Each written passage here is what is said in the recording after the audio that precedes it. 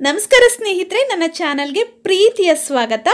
ಸ್ನೇಹಿತರೆ, ಮೊಟ್ಟೆ ಬೇಯಿಸೋದಕ್ಕೆ ಎಷ್ಟು ನಿಮಿಷ ಬೇಕಾಗುತ್ತೆ? ಒಂದು 10 ರಿಂದ 15 ನಿಮಿಷನಾದರೂ ಬೇಕು ಅಲ್ವಾ?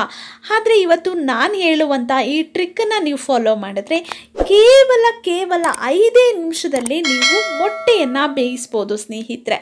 ಇದರಿಂದ ನಿಮ್ಮ ಸಮಯ ಉಳಿತಾಯ ಆಗುತ್ತೆ, ಅದಕ್ಕಿಂತ ಹೆಚ್ಚಾಗಿ ಗ್ಯಾಸ್ ಉಳಿತಾಯ ಆಗುತ್ತೆ ಸ್ನೇಹಿತರೆ.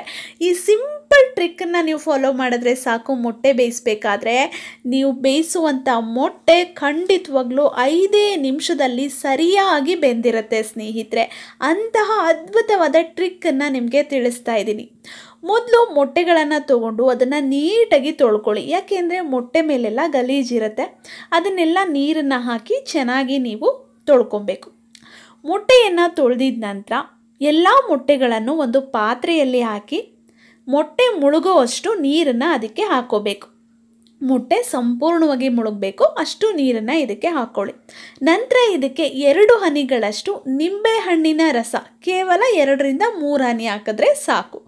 ಜೊತೆಗೆ ಅಡುಗೆ ಎಣ್ಣೆ, ನೀವು ಮನೆಯಲ್ಲಿ ಅಡುಗೆ ಮಾಡೋದಕ್ಕೆ ಯಾವ ಎಣ್ಣೆ ಬಳಸ್ತೀರೋ ಅದು ಒಂದು 3 ರಿಂದ ಅದು ಅಷ್ಟೇ ಒಂದು 2 ರಿಂದ 3 ಡ್ರಾಪ್ಸ್ ಹಾಕ್ಕೊಂಡ್ರೆ ಸಾಕಾಗತ್ತೆ. ಜೊತೆಗೆ ಒಂದು 1/4 ಟೇಬಲ್ ಸ್ಪೂನಷ್ಟು ಉಪ್ಪು. ಅಡುಗೆ ಎಣ್ಣೆ ಮತ್ತು ಉಪ್ಪನ್ನು ಹಾಕೋದ್ರಿಂದ ಮೊಟ್ಟೆಗಳು ಕೂಡ ಬಿರುಕು ಬಿಡೋದಿಲ್ಲ. ಜೊತೆಗೆ ನಾವಿಲ್ಲಿ ನಿಂಬೆಹಣ್ಣಿನ ರಸವನ್ನು ಕೂಡ ಹಾಕಿದ್ದೀವಿ. ಇದೆಲ್ಲದರಿಂದ ಮೊಟ್ಟೆ ತುಂಬ ಬೇಗನೆ ಬೇಯುತ್ತೆ ಸ್ನೇಹಿತರೆ. ನೋಡಿ, ಇದೆಲ್ಲವನ್ನು ಹಾಕಿದ ನಂತರ ಸ್ಟವ್ ಮೇಲೆ ಇಟ್ಟು ನೀವು ಇದನ್ನು ಬೇಯಿಸ್ಕೊಬೇಕು. ಬೇಯಿಸಬೇಕಾದ್ರೆ ನೀವು ಒಂದು ಪ್ಲೇಟನ್ನು ಕೂಡ ಕ್ಲೋಸ್ ಮಾಡಬೇಕು. ಅದರಿಂದ ಕೂಡ ಮೊಟ್ಟೆ ಬೇಗ ಬೇಯೋದಕ್ಕೆ ಸಹಾಯ ಆಗುತ್ತೆ. ಹಾಗೆ ಓಪನ್ನಾಗಿಟ್ಟು ಬೇಯಿಸಬೇಡಿ, ಒಂದು ಪ್ಲೇಟನ್ನು ಕ್ಲೋಸ್ ಮಾಡಿ ನೀವು 5 ನಿಮಿಷ ಬೇಯಿಸಿದ್ರೆ ಸಾಕು. ಮೊಟ್ಟೆಗಳು ಸರಿಯಾಗಿ ಬೆಂದಿರುತ್ತೆ, ಪರ್ಫೆಕ್ಟಾಗಿ ಬೆಂದಿರುತ್ತೆ ಸ್ನೇಹಿತರೆ. ಈ ರೀತಿ ಮಾಡಿದ್ರೆ ಗ್ಯಾಸ್ ಕೂಡ ಉಳಿತಾಯ ಆಗುತ್ತೆ, ಸಮಯ ಕೂಡ ಉಳಿತಾಯ ಆಗುತ್ತೆ. ಇತ್ತೀಚಿನ ದಿನಗಳಲ್ಲಿ ಗ್ಯಾಸ್ ಬೆಲೆ ಗಗನಕ್ಕೇರಿದೆ ಅಲ್ವಾ? ಇಂಥ ಟೈಮಲ್ಲಿ ಈ ರೀತಿಯ ಒಂದು ಟ್ರಿಕ್ಸ್ಗಳನ್ನ ನಾವು ಫಾಲೋ ಮಾಡೋದ್ರಿಂದ ಗ್ಯಾಸನ್ನು ಕೂಡ ನಾವು ಉಳಿತಾಯ ಮಾಡಬಹುದು. ನೋಡಿ, ಈಗ ಬಿಸಿ ನೀರನ್ನೆಲ್ಲ ನಾನು ಇವಾಗ ಆಚೆ ಹಾಕಿದ್ದೀನಿ. ಮೊಟ್ಟೆಗಳ ತಣ್ಣಗಾಗೋದಕ್ಕೆ ಇಟ್ಟಿದ್ದೀನಿ ಇಲ್ಲಿ.